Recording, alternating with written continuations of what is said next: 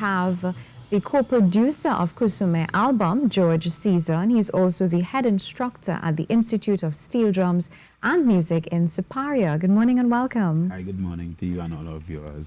Now we're very, very curious and interested to find out a little bit more. What exactly is Cousoumeh? What is the lifestyle? Well, Cousoumeh actually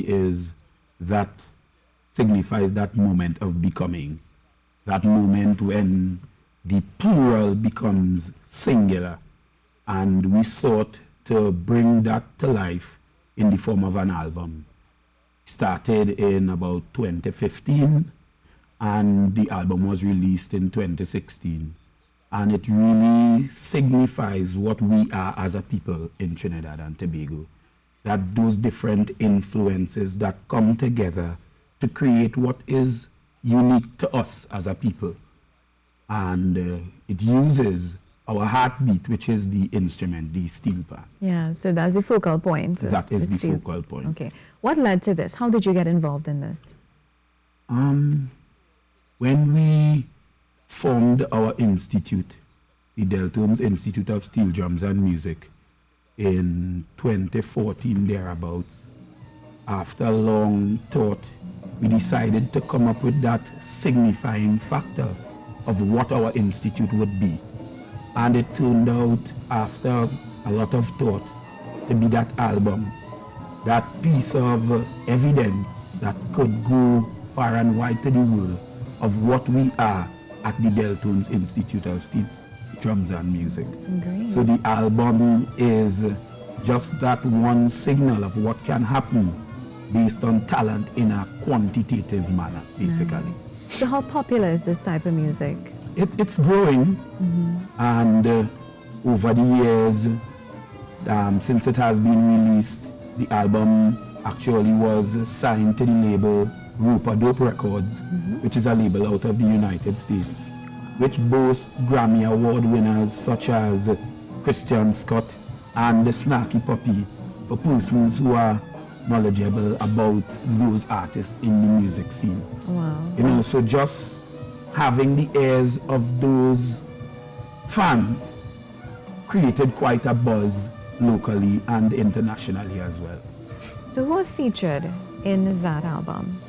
The music that is featured started with a conglomeration of musicians out of the Berkeley's Music College, also the New England Conservatory, and the Manhattan School of Music, together with some of our institute's bright and budding students, mainly Mr. Akinola Senon, who we used as the focal point of the focal point. So it all came down to basically that one person looking and bringing his envisioning of what this amalgamation is, and actually turned out to be a really, really good ride. Right. Now you're including a lot of foreign-based music and performers into this callaloo pot, into this melting pot. What would have gone on, or what would it have taken to produce something like this? Quite a bit. To tell you the truth, I didn't even know that I was the producer to say, because I didn't even know what producing was in terms of labeling and what a producer does. And then I realized after the album was released, hey, well, that's what producing is, and it is actually how much of the pepper goes in, how much of that dashing bush do you use to make that oil dung. And it was quite a long journey, you know, coming out of Superior, which is deep south, but having a rich history of talent in the arts. You know, we really made that callaloo come together, you know, with both our musicians from overseas and some from Trinidad as well. How large is your school? The school boasts about 175 students at present at different locations. We have a location in Gulfview. Currently, we use the Gulfview Community Center. for our classes, but the main classes are held at our headquarters in Siparia.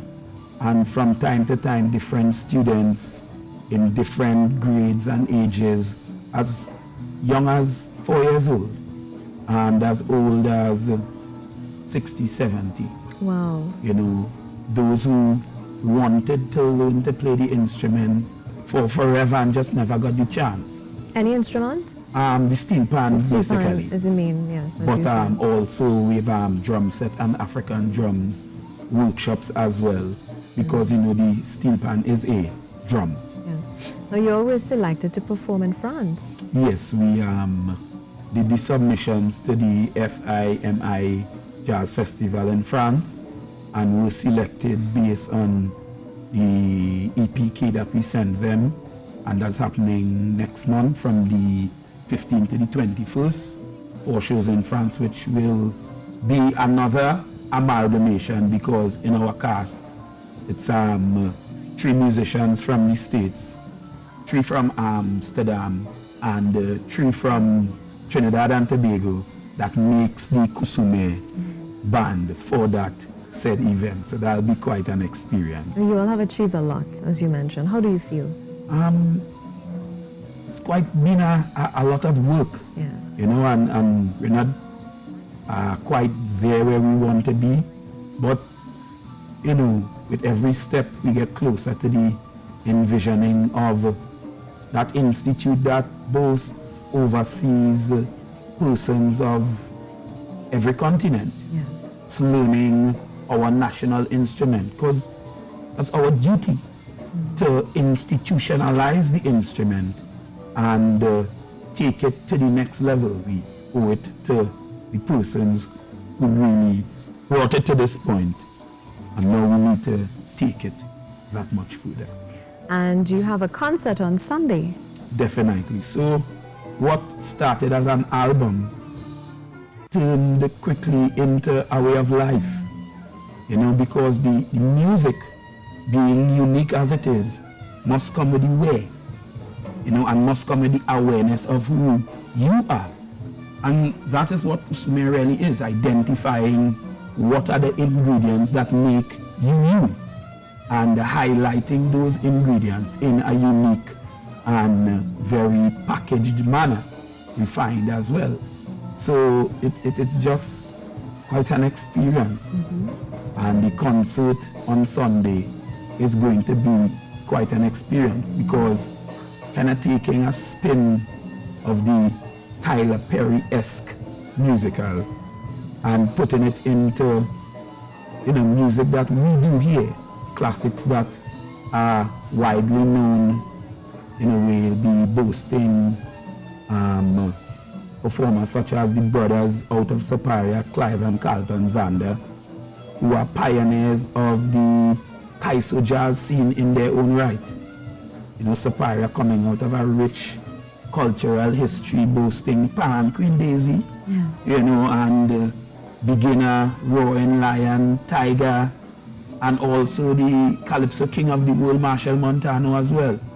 You know, Siparia known for a better village 7 years straight, and a really high standard of musicality.